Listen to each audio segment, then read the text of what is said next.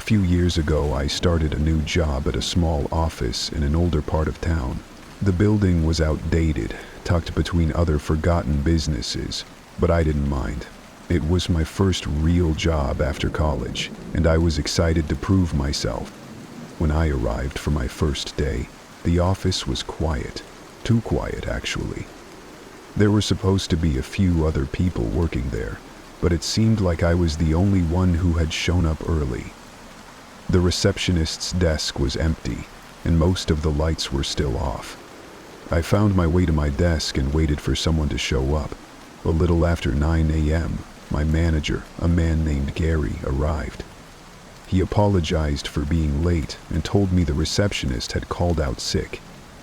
He gave me a quick tour of the office, explaining that it was a smaller company and most of the employees worked remotely or came in sporadically. That explained the empty feeling. My tasks for the day were simple, mostly data entry and organizing files. But around noon, things started to feel off. I kept hearing faint noises from the far end of the office, doors creaking, a faint tapping sound.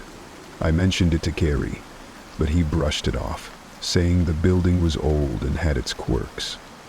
At one point, I thought I saw someone walking past the office window near my desk, but when I looked, no one was there. I chalked it up to my imagination, or a shadow from outside. By late afternoon, I was the only one left. Gary had left for a meeting, promising to lock up if I finished early. As I worked, the tapping noise grew louder. It was rhythmic, almost like someone was deliberately doing it to get my attention. I stood up and walked toward the back of the office to see what it was. That's when I noticed the basement door was slightly open. I hadn't even realized the office had a basement. The tapping seemed to be coming from down there.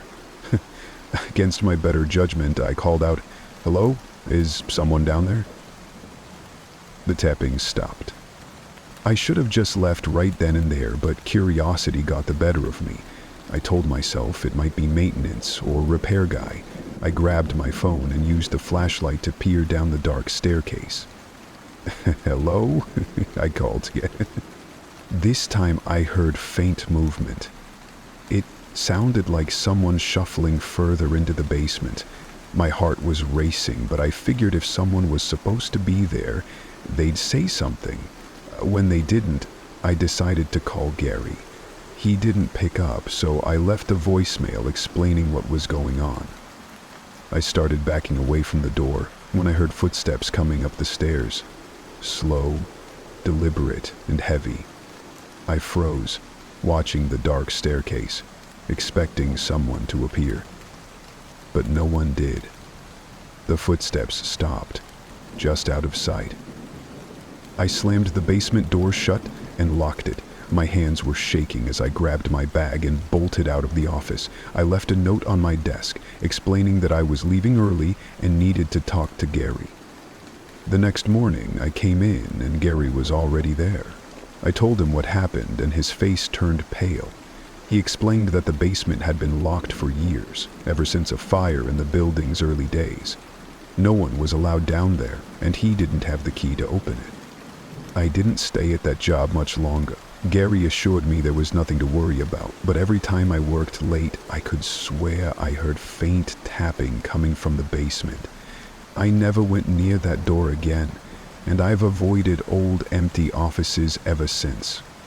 To this day, I can't explain who or what was in that basement, but I know one thing for sure. I wasn't alone on my first day. A few years back, I got a job at a small convenience store on the edge of town. It wasn't glamorous, but I needed the money and the hours were flexible. My first shift was a late one, 6 p.m. to midnight. The manager, a guy named Alan, was supposed to train me for a couple of hours and then leave me to finish the rest of the shift on my own. When I arrived, the parking lot was empty except for a beat-up car that I assumed was Alan's. The store was quiet, with just the hum of the refrigerators filling the air. Alan greeted me with a quick nod, showing me around. He seemed distracted, barely explaining anything before saying he had an emergency to deal with and leaving after just half an hour. I was on my own. For the first couple of hours, it was uneventful. A few customers came in and out, mostly grabbing snacks or cigarettes. Around 9 p.m., things started to get strange. I noticed that one of the aisles had a spill. A bottle of soda had fallen off the shelf. I hadn't heard it happen, which was odd since the store was dead silent. I cleaned it up and moved on, thinking maybe it had been precariously placed. Then at 10 p.m. the front door chime rang, but no one came in. I checked the security monitor near the register, but the parking lot was empty. Maybe it was a glitch, I thought, brushing it off. Not long after, I started hearing faint noises. Soft footsteps, the sound of shuffling. I called out thinking maybe a customer had wandered in without me noticing, but there was no response. By 11 p.m., I was feeling uneasy. The store felt colder and the sounds kept happening, always just out of sight. At one point, I could have sworn I saw a shadow move at the end of one of the aisles. I checked the security cameras again, scanning through the different feeds. One of them, the one aimed at the stockroom door, caught my attention. The door was slightly open. I hadn't been in there all night. I debated whether to investigate or just wait out the rest of my shift, but the thought of someone possibly being in the store, maybe even hiding in the stockroom, was more unsettling than confronting whatever was going on. I grabbed the flashlight we kept under the counter and made my way toward the stockroom door. "Hello?" I called out. My voice echoed in the small space. I stepped inside and immediately noticed how quiet it was. The faint hum of the store's refrigerators was completely gone, replaced by an oppressive silence.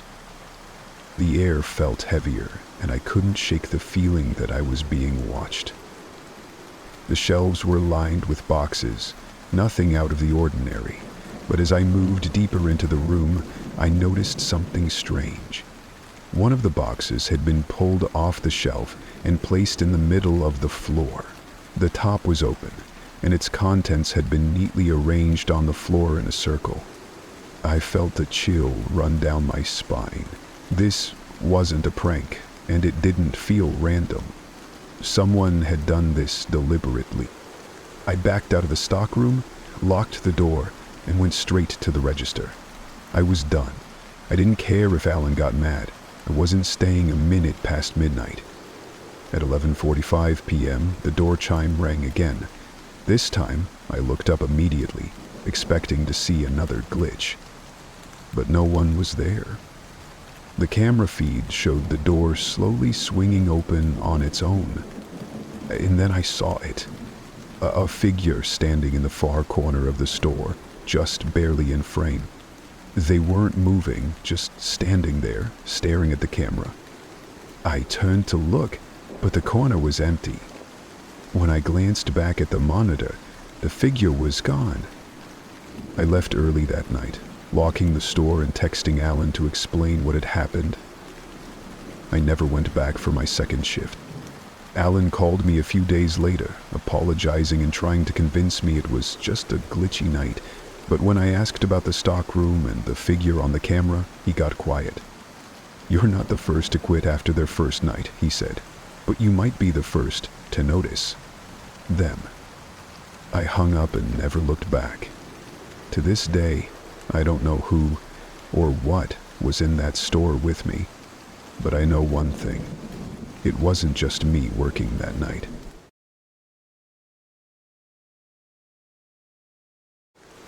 I just turned 19 when I landed my first real job. It was a warehouse position on the outskirts of town. The hours were rough, starting at 9 p.m. and going until sunrise. But I didn't have many options.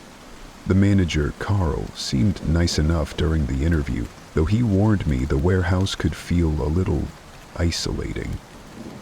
My first shift was a Friday night. Carl was supposed to train me, but when I arrived, he told me something had come up and he'd have to leave early. "Don't worry," he said. "It's simple. Organize the boxes by label, clean up any messes, and keep an eye on the dock doors." I nodded, trying to seem confident, though the thought of being left alone on my first night made me uneasy. Carl gave me a quick tour before leaving and I got to work. At first, things were fine. The warehouse was massive, rows of shelves stretching endlessly in every direction. The only sound was the distant hum of machinery, though I wasn't sure what was still running since no one else was there. An hour in, I noticed something strange. One of the dock doors, a heavy metal sliding door, was slightly open. I remembered Carl mentioning to keep them closed, so I walked over and shut it. The sound of the doors slamming echoed loudly, sending a shiver down my spine. When I turned back, I thought I saw movement in the shadows between the shelves. I froze, staring, but nothing happened. Telling myself it was just my imagination, I went back to work. But the feeling of being watched didn't go away. Around midnight, things got weirder. I was restocking a shelf when I heard a loud bang from the far side of the warehouse. I grabbed my flashlight and walked toward the noise, trying to stay calm.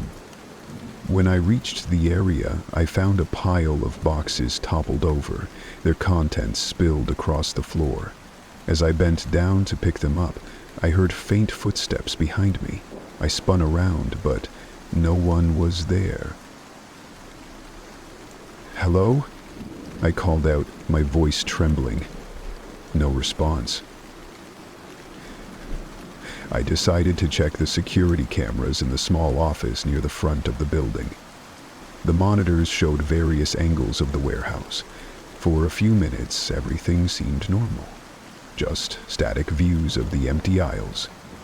Then I saw it. One of the cameras near the dock doors showed a figure standing motionless in the corner. They were just out of the light, but I could make out their silhouette, tall, thin, and completely still. I grabbed my phone and called Carl. "Hey, Carl, I think someone's in here," I said, trying to keep my voice steady. "What? That's impossible," he replied. "The place locks from the outside." "Well, I'm looking at someone on the cameras right now," I insisted. Carl went quiet for a moment before saying, "Get out of there, now." His tone sent a chill down my spine. I didn't argue. I grabbed my jacket and headed for the exit, but as I walked past one of the aisles, I saw movement out of the corner of my eye. I turned and saw the figure standing at the end of the aisle, closer now. They didn't move. I bolted for the door, not daring to look back. When I got outside, I called Carl again. He told me to meet him at a diner nearby, where he explained everything. "I didn't want to scare you," he said, "but you're not the first person to report something off in that place. The cameras pick up movement, doors open on their own, but no one ever finds anything. I don't know what it is, but it's been happening for years." I quit the next day. Carl didn't try to convince me to stay. To this day, I still think about that figure in the warehouse. I'll never know if it was a person, a trick of the light, or something else entirely. All I know is that I wasn't alone that night.